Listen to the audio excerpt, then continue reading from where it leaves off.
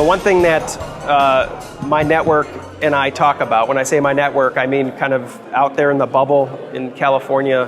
One thing I think that's interesting, that is a discussion that we have, is this notion that social networks are going to become prominent enough to where, and there'll be enough of them, it won't be monopolized by just a few, whereby the citizens, so to speak, of the social network will start to feel the tribalism of the social network. And the more they lose faith in the traditional governance model, I think they will start to look at the social network that they're in and the digital technology that is connecting that social network, especially when it gets into virtual reality environments, that you could probably foresee a cultural shift to where people's democracy are more loyal to the social network state versus the physical geography state or political state. These social networks will even start to have their own currency with blockchain and Bitcoin type of digital intra-economy circulation of value, of currency.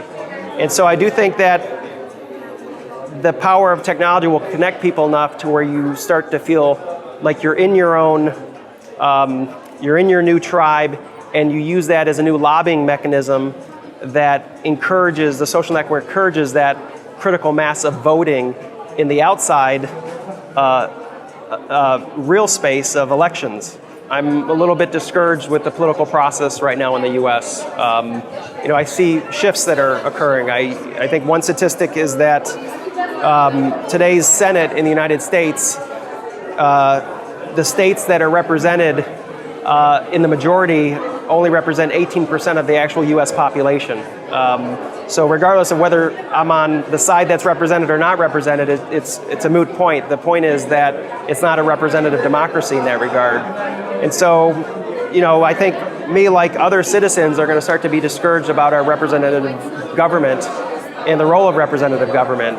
And we need to really start to think about new ways in which to bring the majority of the people's opinions and expression to actually impact policy and regulatory framework that's put in place.